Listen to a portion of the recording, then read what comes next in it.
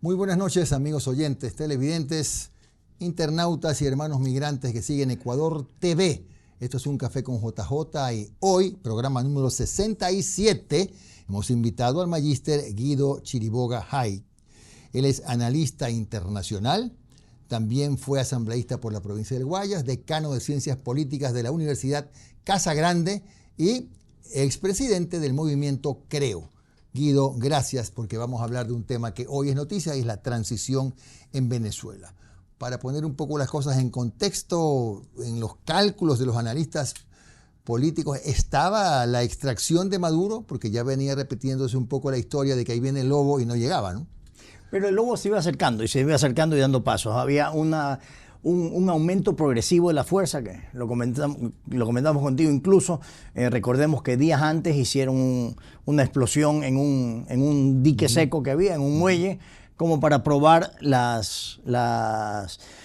capacidad venezolana antiaérea en términos la defensa, de drones, y como ya vieron que tenían vía abierta, pasaron a hacer ya la extracción. Y también en el proceso le dieron muchísimas oportunidades a Maduro de salir con un acuerdo en términos muy favorables, cosa que nunca aceptó. Claro. Ahora es cierto, como se ha dicho, hoy lo conversaba en la mañana con una importante consultora que es Gabriela Chávez, me decía que a Maduro le ofrecieron lo que se llama en política un puente de plata, es decir, no dinero exactamente, sino el espacio para que se vaya a tal cual país con su familia, asegurarle más o menos el futuro, y no lo aceptó, pero lo aceptó Delcy. Sí es posible que se haya dado eso, ¿no? Bueno, Delcy, o sea, son dos temas diferentes. Delcy se quedó para la transición, lo cual es diferente que la salida que tú bien indicas. Y eso ha pasado ya muchas veces. Los Duvalier acabaron en Francia después de haberse pelado a Haití y dejar a Haití en escombros, pero permitió una salida sin sangre, digamos, y siempre es mejor una transición sin un costo de vidas civiles que con una revolución sanguinaria. Claro.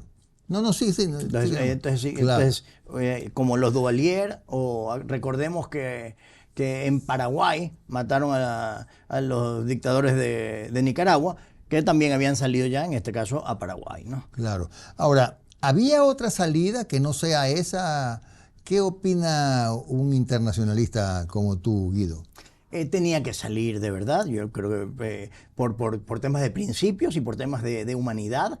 La economía la tenían devastada, este proceso del chavismo, 90% de pobreza. El PIB de Venezuela había bajado el 62% menos, 75% menos de producción petrolera, 3,5 millones de barriles diarios producía Venezuela cuando entró el chavismo.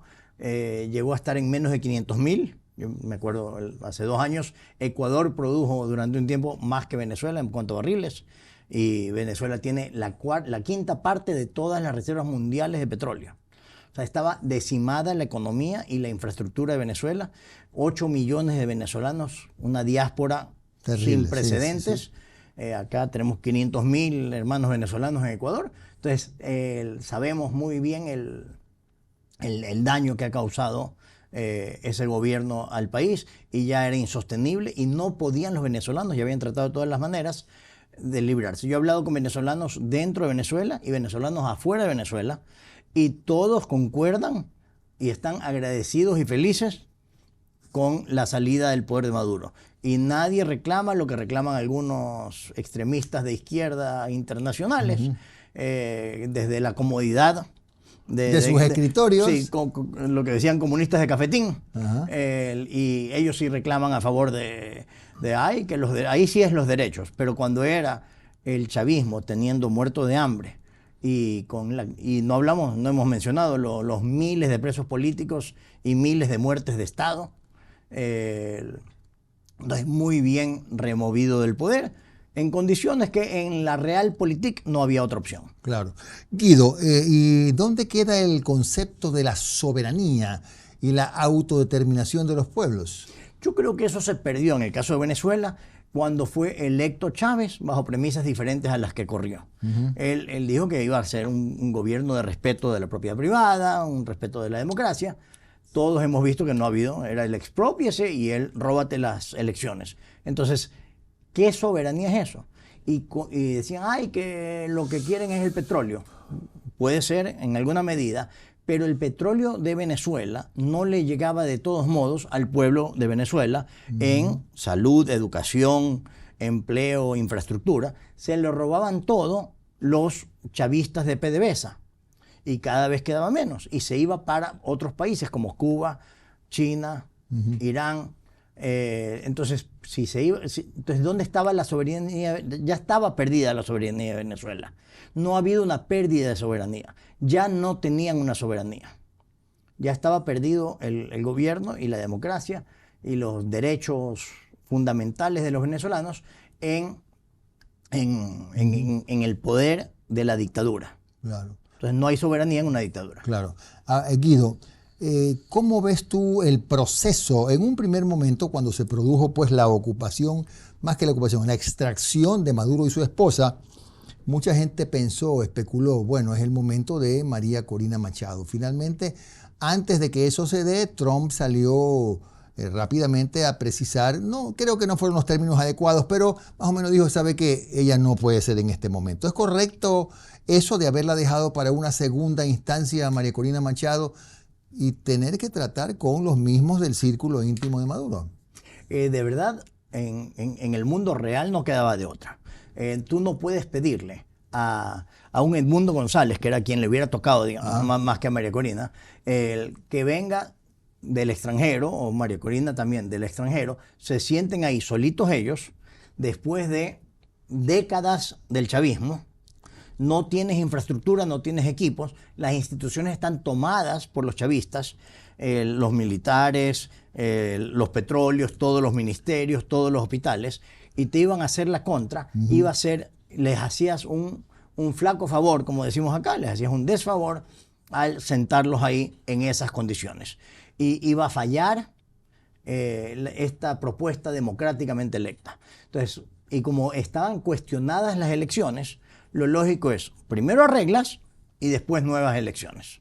Ahora, ¿qué garantía hay de que efectivamente Delcy Rodríguez, cuyo hermano es el presidente de la Asamblea y tiene también alrededor a figuras de relieve del chavismo, cumpla con los compromisos que puede haber asumido con Estados Unidos? Porque prácticamente se mantiene la misma estructura, sin Maduro. Garantías ninguna, pero el gobierno de Estados Unidos ejerce la zanahoria y la fusta. Entonces aquí va, el burrito va persiguiendo la zanahoria y también va con el fuerte atrás. Si es que no cumplen, para afuera.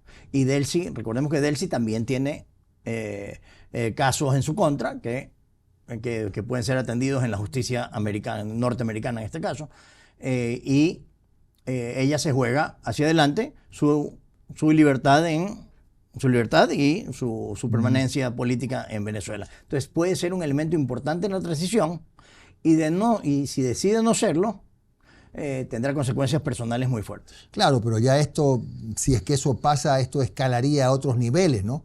Porque tampoco es que se la podría reemplazar, por decirlo de alguna manera, por Padrino o por Cabello. Es un problema si es que eso pasa. Hay 4 grupos peleándose ahí. Ya. Por eso si metías... 4 grupos del mismo entorno de Chávez, de Maduro. Perdón. Correcto. Incluyendo el hijo de Maduro, Madurito, que está armando otro frente de poder. Entonces tienes esa pelea entre 4, lo cual hace más fácil también el manejo político interno, ¿no? Divide y vencerás, ¿no? Correcto, porque ya escoges uno y se pelean entre ellos en los otros términos.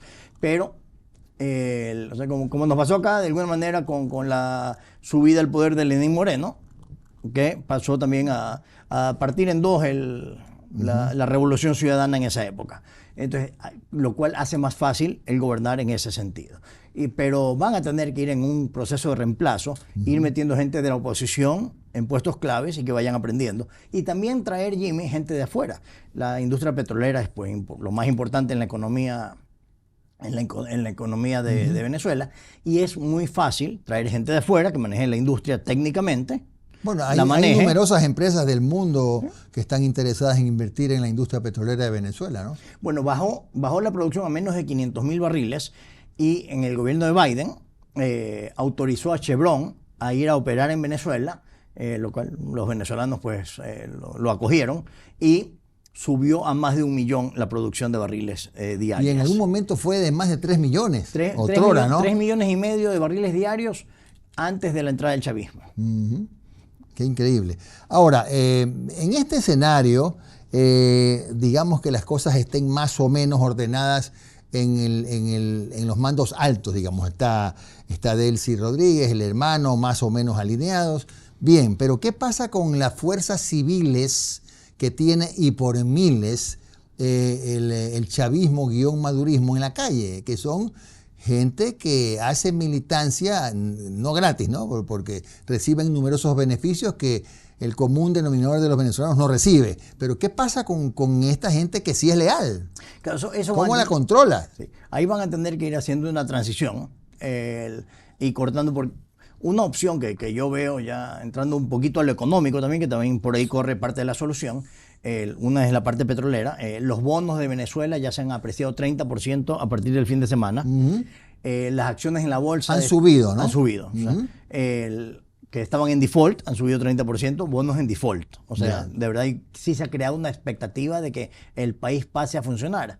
Las acciones de Chevron, de Halliburton, de Schlumberger, que son operaciones de servicios petroleros, subieron entre 5 y 9% solamente ayer. Y eso, si lo mides en dinero, es mucho dinero, billones de dólares, ¿no? De cambio, solamente por la expectativa de que Venezuela pase a funcionar. Pero tienes un país con las reservas más grandes de petróleo del mundo, riquísimo en reservas de oro y de tierras raras. Entonces tienes 3 fuentes muy apreciadas económicamente y muy fáciles de activar, porque la minería de tierras raras y la minería de oro puede rápidamente entrar a funcionar, así como... Claro. Entonces, debería ser un país fácil de arreglar, pero necesitas una mano firme. Claro. Por eso tiene que entrar firme y fuerte. En el segundo bloque vamos a hablar de esto que podría ser interesante desde el punto de vista geopolítico, ¿no? Apuntar estratégicamente a mejorar las condiciones de vida de los venezolanos, que puede ser una señal interesante. Ya regresamos con nuestro invitado, el magíster Guido Chiriboga, aquí en Ecuador TV.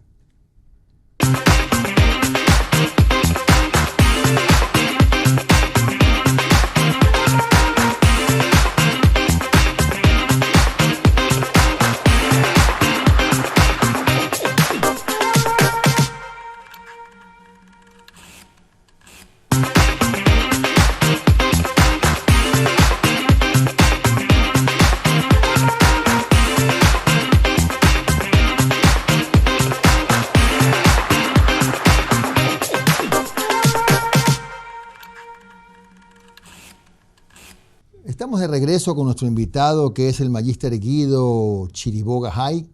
Estamos conversando sobre la transición en Venezuela. Él es analista internacional, decano de Ciencias Políticas de la Universidad Casagrande, ex asambleísta de Guayas y ex presidente del movimiento Creo. Guido, en el entretiempo estábamos conversando de que se estaría aplicando la llamada doctrina Monroe, es decir, una especie de división del mundo. Estados Unidos este pedazo, China este de acá y Rusia este de acá. ¿Por qué? Porque realmente las reacciones de China y Rusia han sido bastante tibias alrededor de la operación de extracción que hizo Estados Unidos. ¿Eso es lo que tú también presientes o crees? Bueno, ayer un vocero del gobierno de China, pero de verdad de tercer nivel, el encargado para Latinoamérica, hizo una declaración condenando la extracción de Maduro, pero la hizo el vocero, o sea, el vocero para Latinoamérica. Y dentro de la Cancillería china, pues una persona o sea, en la alineación titular no está, es suplente. Y a su vez, el presidente Xi Jinping hizo ya declaraciones de que, y estemos claros, que Taiwán es de China. Hablando sobre el tema de Venezuela, metió de que Taiwán es de China. O sea, si tú te vas a coger, porque es tu patrio trasero, el derecho de mantener orden en el hemisferio occidental, yo reitero mi derecho sobre Taiwán. Y también el apoyo a Zelensky ha sido cada vez menor.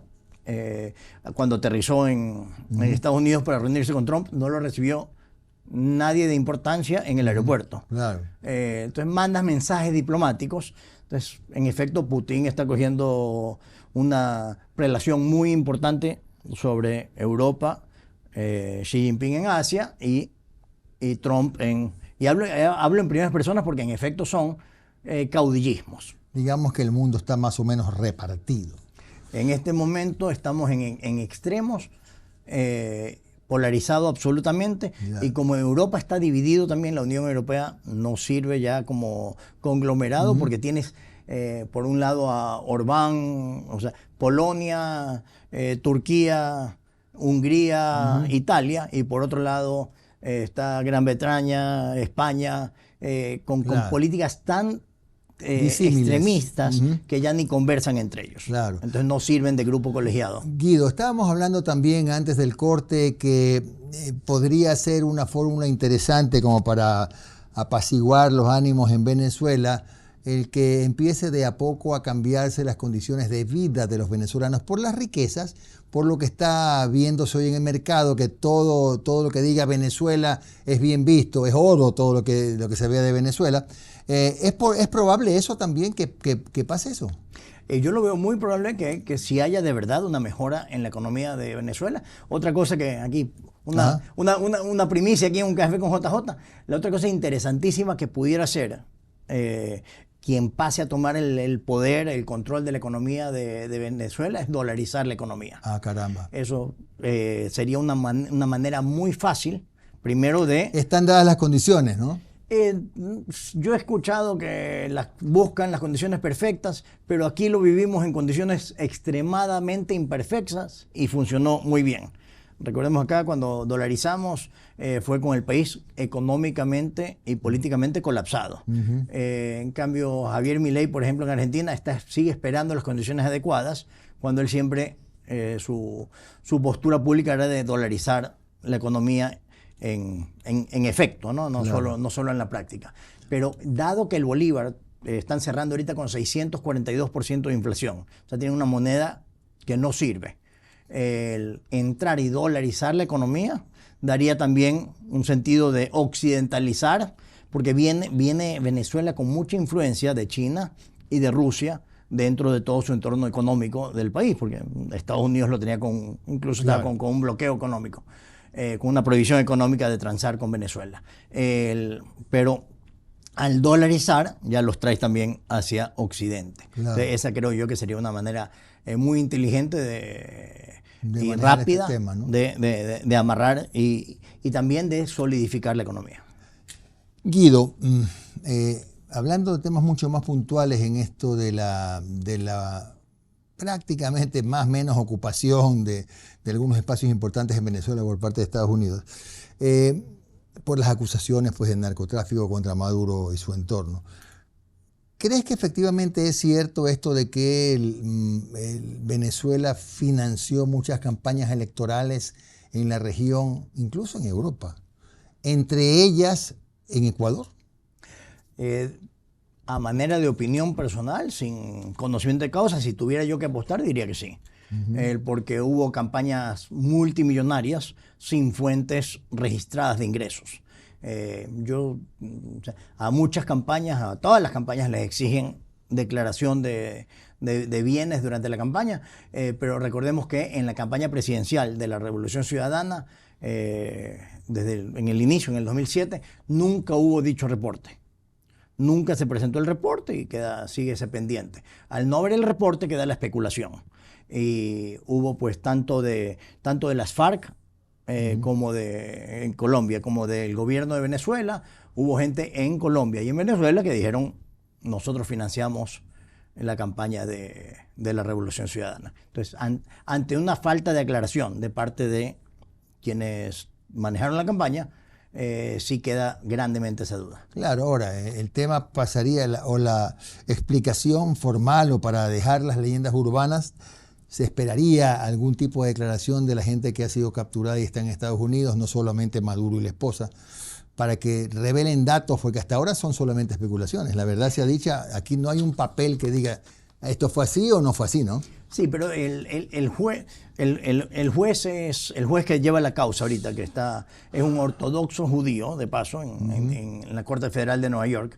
Y el tema por el cual está siendo encausado Maduro no es aportes a terceros o aportes a elecciones, es temas de narcotráfico. Entonces el juez se va a remitir a la temática de el encauzamiento que lleva. Ahora, el siguiente paso que le dieron, la siguiente llamada, digamos, el siguiente acto jurídico, lo dejaron para marzo 17, que suena muy largo. Suena lejos. En Estados Unidos, en la Constitución, cuando tienes un caso federal, tú tienes el derecho de un speedy trial, de un juicio rápido, para que no te tengan guardado En mucho este tiempo. caso está siendo rápido el juicio. No, en este caso es demorado, porque de enero 6 a marzo 17, solamente para una segunda llamada, es largo, al revés, pero fue la defensa de Maduro, que es el mismo Que abogado Assange. de Assange, pidió a la Corte renunciar a su derecho a un juicio rápido